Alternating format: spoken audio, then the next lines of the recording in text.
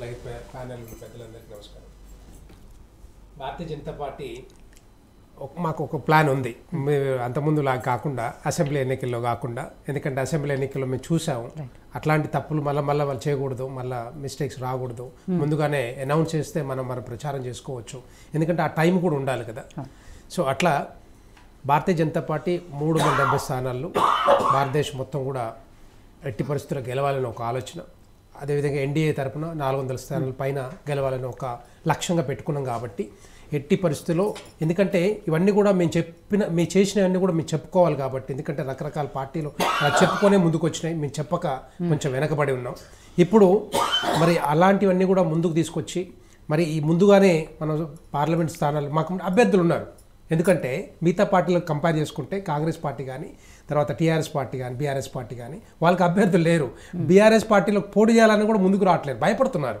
ఎందుకంటే గెలిచే అవకాశాలు లేవు, వాళ్ళు క్లియర్ కట్గా అర్థమైంది. భారతదేశం మొత్తం కూడా మోడీ గారి హవా నడుస్తూ ఉంది, మోడీ గారి పరిపాలన నడుస్తూ ఉంది. మోడీ గారు అంటే ఒక ఆదరణ, ప్రేమ, అభిమానం పెరిగాయి, దేశం మొత్తం మీద పెరిగింది, తెలంగాణ రాష్ట్రంలో కూడా పెరిగింది. అందుకని కాబట్టి ఎట్టి పరిస్థితుల్లో బీఆర్ఎస్ గెలిచే అవకాశం లేవు. కాబట్టి బీఆర్ఎస్ నుంచే మరి సిట్టింగ్ ఎంపీలు వస్తున్నారంటే ఒకసారి అర్థం చేసుకోవచ్చు మనకి. అంటే బీఆర్ఎస్ పార్టీలో ఉంటే వాళ్ళకి భవిష్యత్తు లేదు. బీఆర్ఎస్ పార్టీ మునిగిపోయిన నావా చెప్పాలంటే ఇంకా దానికి ఇంకా వేరే ఆలోచన, వేరే అవకాశాలు కూడా లేవు.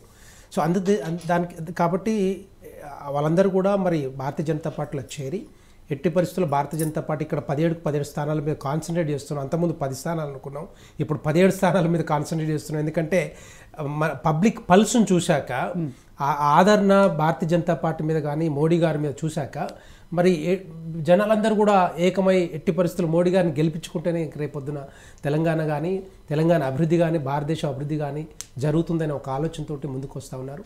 అందుకే ఈ 9 స్థానాలు నిన్న మరి అనౌన్స్ చేయడం జరిగింది. ఫ్యూచర్లో కూడా అతి తొందరలో కూడా మిగతా 8 స్థానాలు కూడా ఎట్టి పరిస్థితుల్లో ఇంకా ముందుకు వచ్చి గెలిపించే అవకాశాలు ఉంటాయి. ఎందుకంటే భారతదేశం మొత్తంలో గత 10 సంవత్సరాల కాలంలో, తర్వాత దానికంటే ముందు యూపీఏ కాలంలో కూడా కంపేర్ చేసినట్లయితే మరి యూపీఏ కాలంలో 67 సంవత్సరాల అభివృద్ధి అంతా కూడా ఈ 10 సంవత్సరాలు చేసి చూపించాం. కాబట్టి భారతీయ జనతా పార్టీ తరఫున నరేంద్ర మోడీ గారు ఆహార్నిశలు కృషి చేస్తూ ఉన్నారు. 18 గంటలు పనిచేసుకుంటూ రకరకాల కార్యక్రమాలు తీసుకొచ్చి మరి దేశ ప్రజలందరినీ కూడా మరి ముందుకు తీసుకుపోతూ ఉన్నారు. ఇక్కడే కాదు, ప్రపంచం మొత్తం పటంలో చూసుకున్నా కూడా భారతదేశ పాత్ర చాలా గొప్పది. దాంట్లో ముఖ్యంగా మోడీ గారు పేరు చెప్తేనే మరి ఇప్పుడు అంత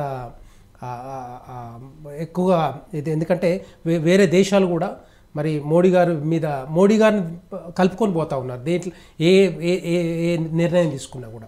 సో అట్లాంటిది భారతదేశంలో మరి రకరకాల కార్యక్రమాలు, అంతకుముందు కూడా చెప్పాను నేను, ఈ అభివృద్ధి కార్యక్రమాలు కానీ, లేకపోతే సంక్షేమ కార్యక్రమాలు కానీ, డైరెక్ట్ బెనిఫిట్ ట్రాన్స్ఫర్ కింద ఎంతోమంది లబ్ధి పొందుతూ ఉన్నారు. ఒకటి కాదు, రైతులు కానీ, మహిళలు కానీ, యువత కానీ, తర్వాత వీళ్ళందరూ కూడా మరి రకరకాల కార్యక్రమాల ద్వారా, రకరకాల సంక్షేమ పథకాల ద్వారా వీరందరూ కూడా లబ్ధి పొందుతున్నారు. కాబట్టి ఎట్టి పరిస్థితుల్లో మన తెలంగాణ రాష్ట్రంలో భారతీయ జనతా పార్టీ గెలుస్తుంది. కాబట్టే మరి మాకు అభ్యర్థులు ఉన్నారు కాబట్టి మాకు తొందరగా మేము అనౌన్స్ చేయగలిగాము.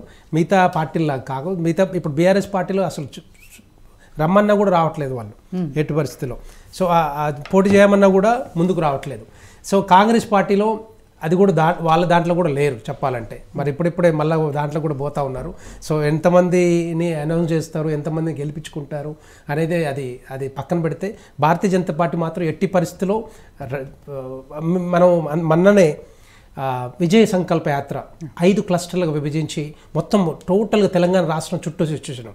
సో దాంట్లోనే మాకు బాగా తెలిసింది ఏంటంటే తెలంగాణ ప్రజలు భారతీయ జనతా పార్టీ కానీ, లేకపోతే మోడీ గారికి కానీ ఎట్టి పరిస్థితుల్లో 3వ సారి ప్రధానమంత్రి చేయాలని ఒక దృఢ సంకల్పంతో వాళ్ళు ముందుకు వస్తూ ఉన్నారు. వాళ్ళు ఆదరణ చూస్తేనే అక్కడ అర్థమవుతుంది. సో అట్లాంటిది దాంతోపాటుగా మోడీ గారు మరి ఈరోజు రేపు కొన్ని కార్యక్రమాలు దగ్గర ఒక 15 నుంచి 16,000 కోట్లు ఖర్చు పెట్టి ఇక్కడ అభివృద్ధి కార్యక్రమాలు చేస్తూ ఉన్నారు. దాంట్లో ముఖ్యంగా ఎన్టీపీసీ చాలా ముఖ్యమైనది. ఎందుకంటే తెలంగాణ రాష్ట్రానికి ఒకప్పుడు మరి బీఆర్ఎస్ పార్టీ కానీ, కేసీఆర్ కానీ కరెంటు తెస్తా అని పక్క రాష్ట్రాల నుంచి కొనిన్న పరిస్థితి మనం చూసాం, ఎక్కువ రేటు పెట్టి. ఇప్పుడు ఎన్టీపీసీ ఇక్కడే ఉత్పత్తి అయిన 4000 మెగావాట్ల విద్యుత్ ఉత్పత్తి 85% ఇక్కడే వాడుకోబోతా ఉన్నారు. ఈరోజు రేవంత్ రెడ్డి గారు కూడా చెప్పారు, ఆయన ప్రసంగంలో చెప్పారన్నమాట. సో 85% విద్యుత్తు ఇక్కడే ఉపయోగించుకుంటున్నారు. కాబట్టి ఎట్టి పరిస్థితుల్లో ఇదంతా కూడా తెలంగాణ రాష్ట్రానికి మణిహారం. ఎందుకంటే తెలంగాణ రాష్ట్రానికి ఖర్చు పెడతా ఉన్నారు. ఇప్పటికే 9 నుంచి 10 లక్షల కోట్లు ఖర్చు పెట్టారు. సో ఇవన్నీ కూడా ఏంటంటే అభివృద్ధి పథకాలు. రేపొద్దున భారతీయ జనతా పార్టీని గెలిపించడానికి ఇవన్నీ కూడా తోడ్పాటు సహకరిస్తా అని చెప్పి నేను మనం చేస్తా ఉన్నాను. సో ఇంద్రశోభన్ గారు, ఇవాళ ప్రధాని మోడీ గారిని ప్రోటోకాల్